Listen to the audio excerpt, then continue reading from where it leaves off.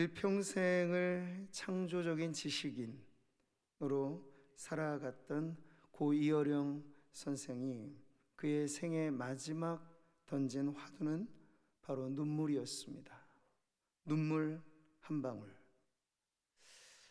그는 말하기를 나와 남을 위해 흘리는 눈물은 지상에서 가장 아름답고 힘 있는 것이라는 사실을 우리 모두가 알고 있다.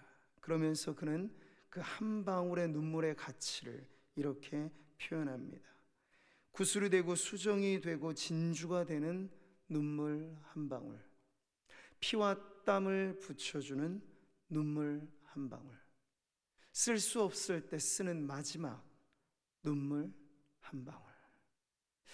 사랑하는 성도 여러분, 한 방울의 눈물이 의미 있게 뿌려지는 곳에 이와 같은 놀랍고 아름다운 일들이 일어나게 됩니다.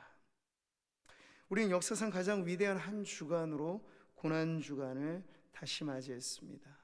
햇수로만 해도 이제 2000번이 넘게 반복되어 왔던 이 고난의 주간들, 그럼 우리에게 식상하게 여겨지지 않기를 바랍니다.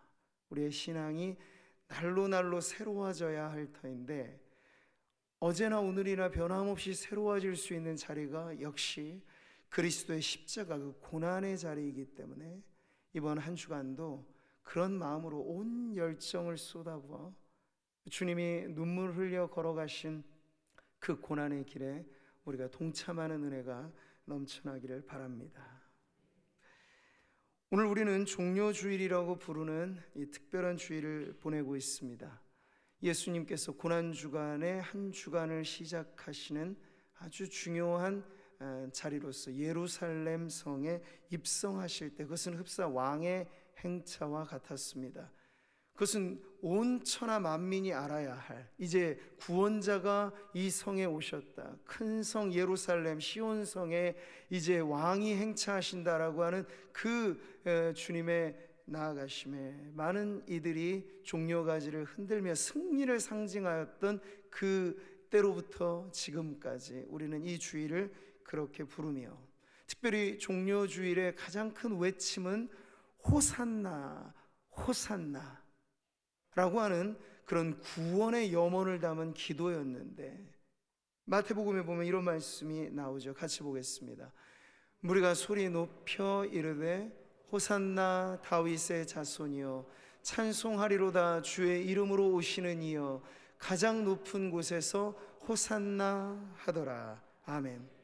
이 아람어로 호산나라고 하는 말의 뜻은 우리를 구원하소서라는 의미를 담고 있습니다.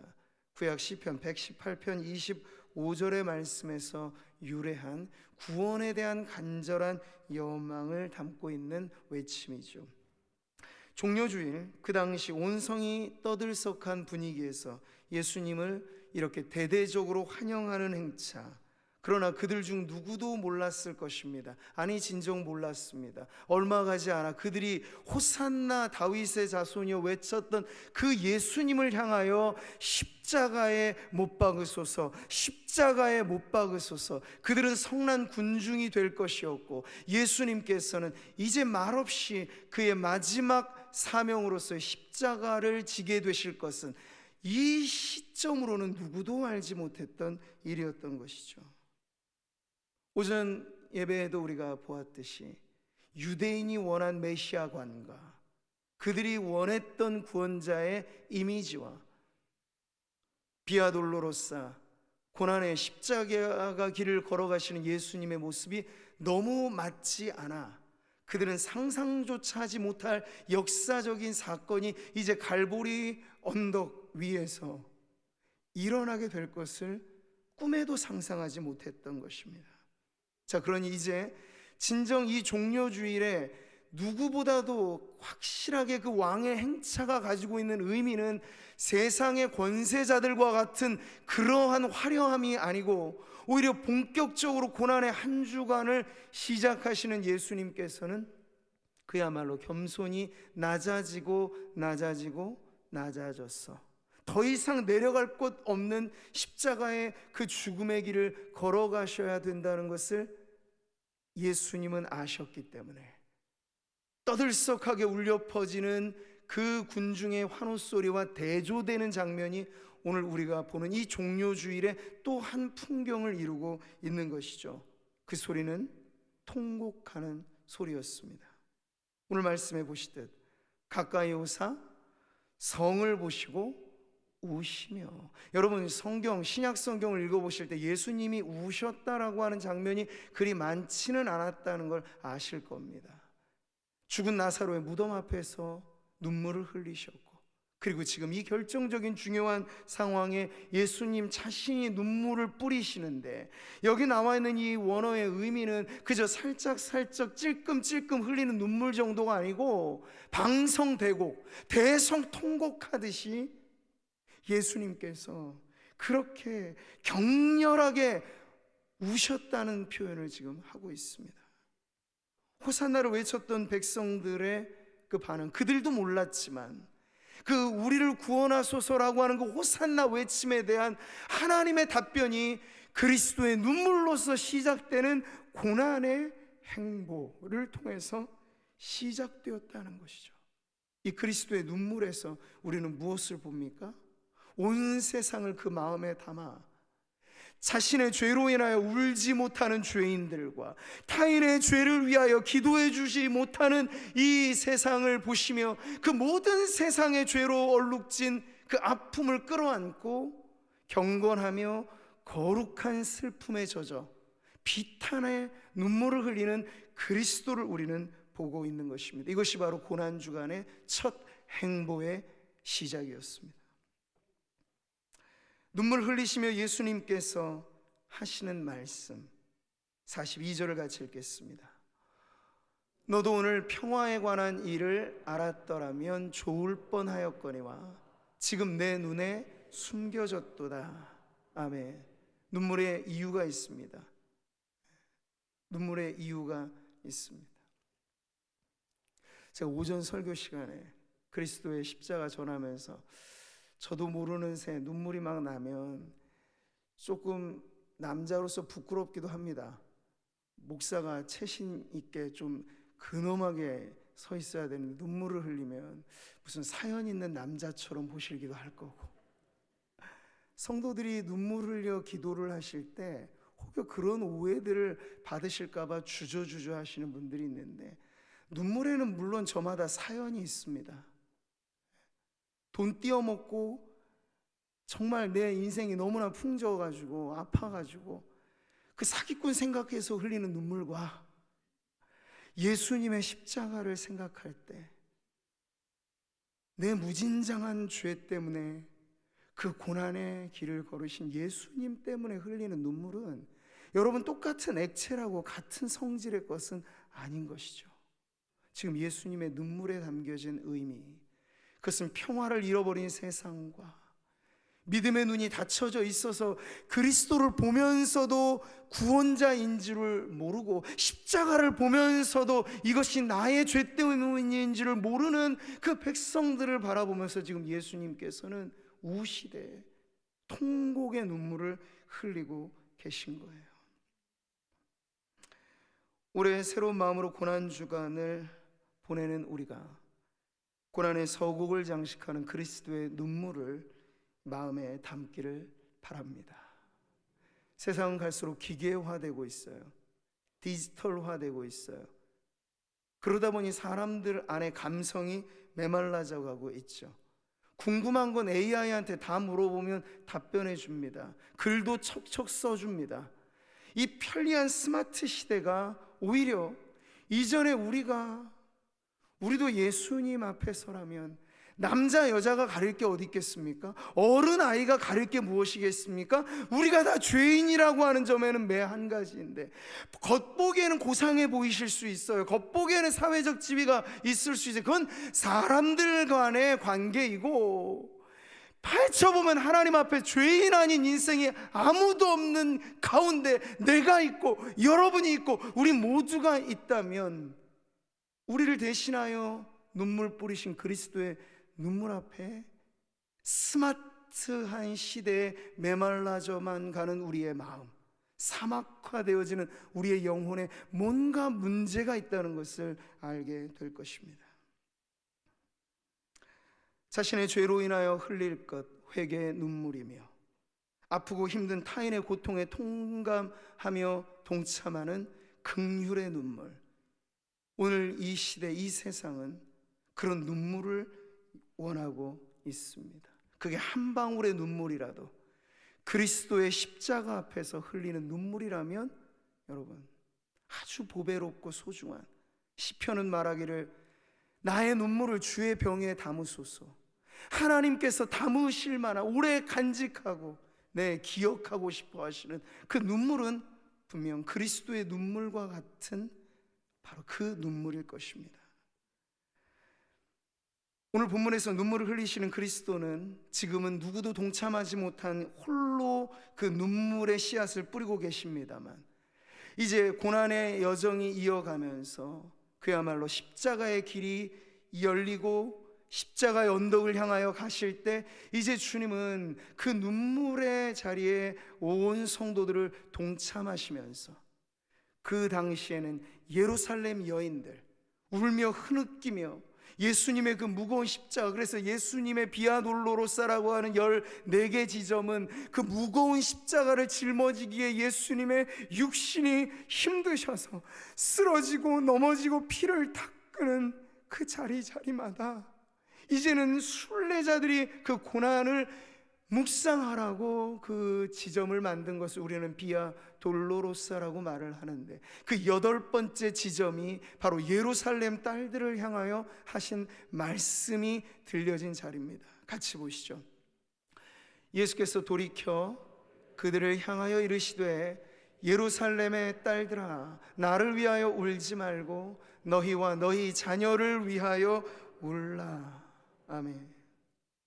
주님이 역사적 사건으로 닥칠 장차 AD 70년경에 있게 될, 돌 하나도 돌 위에 올려놓지 못할 처참하게 파괴될 예루살렘 성을 보시면서 통곡하실 뿐만 아니라 이제 오고 오는 세대 가운데 여전히 그 죄 문제가 해결되지 않으면 살아도 산 것 같지 않고 살아서 생지옥을 경험하게 될 수밖에 없는 인생들을 바라보시면서 이제 기도의 여인들에게 말씀하시기를, 나를 위하여 흘린 눈물이 있거든 그 눈물까지도 너희와 너희 다음 세대 자녀를 위해서 흘리라고 지금 예수님께서 말씀하고 계십니다. 우리가 그리스도의 눈물 앞에 우리가 동참하는 우리의 눈물은 그저 인간적인 그러한 동정심과 인간적인 정서의 흐느낌, 그런 것만이 아니고 이 세상이, 오는 세대가 필요로 하는, 메마르고 거친 땅에 식물이 돋아나려면 흥건히 젖어 들어가는 이 수분이 필요하듯이 영적으로 건조하고 사막화된 시대가 바뀌어지게 되려면, 교회의 성도들은 많이 운집해 있지만 그 예배하는 자리가 감격이고 감동이고 매 예배 순간마다 십자가에 나를 들이듯 그렇게 헌신하는 예배이기보다도 습관과 형식과 그저 이어지는 무심결에 연장되어지는 일의 반복이 되어지는 이 시대에 필요한 것도 역시 수분인데, 그 수분은 우리의 영혼에 생명의 씨앗을 틔우게 할 만한 눈물의 씨앗, 바로 그것을 주님은 오늘 우리들에게도 말씀하고 계십니다. 오늘 주님의 이 말씀을 여러분 그렇게 우리 상모교회 성도들이 받으시기를 바랍니다. 울어라 내 백성아. 언젠가부터 경건한 슬픔마저도 잃어버린 시대, 우리가 예수님께서 장터의 비유에서 말씀하신 적이 있죠. 그 당시 어린 꼬맹이들이 장례식 그리고 결혼식의 그런 장면들을 연출하면서 자기들끼리 놀았던 그 장터의 비유.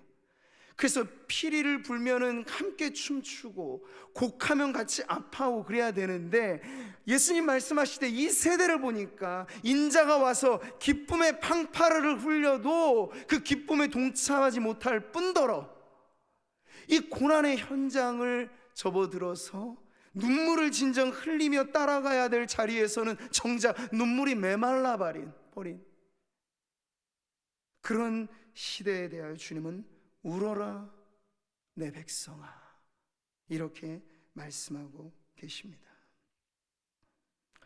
오늘날의 세상은 모든 것이 데이터로 환원되고 있습니다. 근데 이 시대가 갈수록 눈물이 메말라 가면서 어쩌면 우리는 눈물이라고 하는 개념조차도 AI가 답해주는 그 정의만 알고 살아가는 어린 자녀들의 세대가 이르게 될지도 몰라요. 진정 회개의 눈물이 무엇이던가, 우리가 성도들을 향하여 나의 아픔과 당신의 약함을 부둥켜 안고 눈물 뿌려 기도한다는 것이 그 정감 어린 공동체가 무엇인가를 점점 더 잃어버리게 될 때, 오늘 우리는 다시 한번 고난주간에 이 서막을 장식하는 그리스도의 눈물 앞에서 영적으로 건조화된, 영적인 안구 건조증을 앓고 있는 우리의 눈에도 그리스도의 십자가를 부여잡는 그 자리에 우리가 오래도록 메말랐던 눈물의 흔적이 다시 회복되기를 주님의 이름으로 축복합니다. 거칠고 험한 십자가에서 사랑하는 성도 여러분, 여러분 과연 무엇을 보고 계십니까? 오래된 옛 찬송은 이렇게 고백하죠. 내 눈을 밝히 떠서 십자가 볼 때 날 위해 고난당하신 주 예수 보인다. 그 형상 볼 때 내 맘에 큰 찔림 받아서 그 사랑 감당 못하여 눈물만 흘리네. 여기 남성이 어디 있고 여성이 어디 있습니까? 여기 어린아이가 어디 있고 여기 노인이 어디 있습니까? 그 사랑 감당 못하는 성도라면 우리도 이 찬양이 내 신앙의 간증이 되고 고백이 되어야 될 줄 믿습니다. 그게 어려우시다면 우리에게 십자가의 은혜가 다시 필요한 것이에요. 그게 안 된다면 그렇기 때문에 이번 이 고난주간이 우리가 더 가까이 십자가로 가까이 나아가야 할 그런 성도들이라고 하는 것을 여러분 기억하시기를 바랍니다. 이제 말씀을 마무리하면서 고난주간을 지나면서 여러분 좋은 십자가 보혈에 대한 찬송들을 좀 많이 들어보시면 좋을 것 같고, 그리스도의 고난을 우리가 성경의 말씀을 가장 기본으로 묵상을 합니다만 또 예수님 그 고난의 현장들을 아름다운 상상력으로 그려낸 그런 성화들도 우리가 참조로 해서 할 수 있다면 우리의 오감을 다 살려서 그리스도의 십자가로 가까이 나아가야 하겠습니다. 16, 17세기 스페인을 대표하였던 화가였던 엘 그레코라고 하는 화가가 그린 이제 그리스도의 눈물과는 좀 다른 눈물, 베드로의 눈물이라는 그림이 있습니다. 화면에 나오죠? 여러분 여기 보시면 화가가 그린 성 베드로의 눈물이라는 작품입니다. 근데 먼 밭에서 이 그림을 보면 유심히 살펴보지 않으면 이게 그저 그런 것으로 와닿게 될 텐데요. 그래서 제가 클로즈업해서 베드로의 얼굴을 화가가 어떻게 그렸는가를 보시면 자세히 보십시오. 이 초상의 얼굴 중에 가장 핵심의 자리는 저 눈에 있는데, 화가는 베드로의 눈이 아예 눈물의 호수에 빠져버린 눈으로 그려내고 있는 것이에요. 우리가 알죠? 왜 베드로가 눈물을 흘렸던가? 닭 울기 전에 3번이나 나는 주님을 모르고 저주하며 맹세하면서까지 나는 예수를 모르고 그 부인하였던 것이 떠올라 그렇게 통곡하였던 베드로의 눈물입니다. 근데 여러분, 베드로가 그때만 눈물을 흘렸을까요? 물론 우리는 그 죄에 대한 용서가 확실하지 않아서 늘 새벽 닭 우는 소리와 함께 베드로가 울었다고 생각하지는 않습니다. 그러나 때때로 예수님의 십자가 역사의 현장만이 아니라 예수님이 승천하신 이후에 자신이 사도로서의 직을 감당하면서도 어렵고 힘든 일들 올 때, 교회를 주님의 마음으로 품어야 되는 그런 일들이 올 때 그도 십자가를 다시 떠올렸어야겠죠. 그럴 때 베드로가 흘렸던 그 눈물이 바로 여러분 이런 그림에 담겨져 있는 것입니다. 그것은 1차적으로 자신의 죄로 인한 회개의 눈물이며, 그리고 그리스도의 남은 고난을 교회를 위하여 채우리라 말하였던 바울과 같이 사도로서 주님께서 맡겨주신 이 귀한 사명을 감당하기 위해 또 흘려야 했던 눈물이었을 것입니다. 이 작품을 감상하고 어느 한 작가가 자신의 눈물도 이와 같기를 바라면서 자신의 마지막 유고집에 글을 실어놓은 것이 있습니다. 작고한 최인호 소설가 작가인데요, 그런 침샘암으로 말년에 숱한 고생을 하면서, 그러나 죽기 마지막 직전까지도 내가 피를 흘리듯 마지막 글로써 내 인생을 정리하리라 하면서 유고집을 남길 때 그는 눈물이라고 하는 유고집을 남겼습니다. 그러면서 그가 여러분 지금 보셨듯이 엘 그레코의 작품을 감상하면서 그가 하였던 말, 그러므로 주님, 제 눈에도 주님처럼 눈물이 넘쳐 흐르게 하소서. 주님을 생각할 때마다 베드로처럼 흐느껴 울도록 하소서. 저와 여러분의 고백도 이와 같아야 되지 않을까요? 고 김중곤 목사님, 십자가의 복음을 전할 때마다 그 마지막 노년의 순간에도 눈물 없이는 전할 수 없는 것이 십자가의 복음이어서 그렇게 눈물로 전하였던 그 피 묻은 복음, 그것이 오늘 우리를 살렸고 그것으로 오늘 우리가 이 자리에 있으면 이제 우리가 예수님 말씀하신 것처럼 흘려야 될 눈물이 있다면 그것은 우리 자신과 그리고 우리의 자녀들을 위하여 흘려야 될 눈물인 줄 믿습니다. 오늘 3부 예배 때 태어나서 처음 부모 품에 안겨서 교회에 나온 아기들을 우리가 축복하면서, 또 올해부터 시작해서 이제 출산 격려금을 첫 지급한 역사적인 현장이었습니다. 막 성도들이 3부 예배에 오신 분들은 아시겠습니다만 환호성을 이렇게 지르시고 너무들 좋아하시더라고요. 그래도 교회가 한 가정 아이당 50만 원의 거금을 격려금으로 주는 것이 작진 않을 겁니다. 근데 그 금액보다도 우리의 기대와 소망이 이제 갓 태어난 어린 아기에게서 우리는 교회의 20년, 30년 뒤의 미래를 보는 것이니 이 아이들이 얼마나 소중합니까? 근데 이 아이들을 믿음으로 길러내야 될 다음 세대의 교육, 그것이 여러분 눈물 없이 가능하지는 않을 것입니다.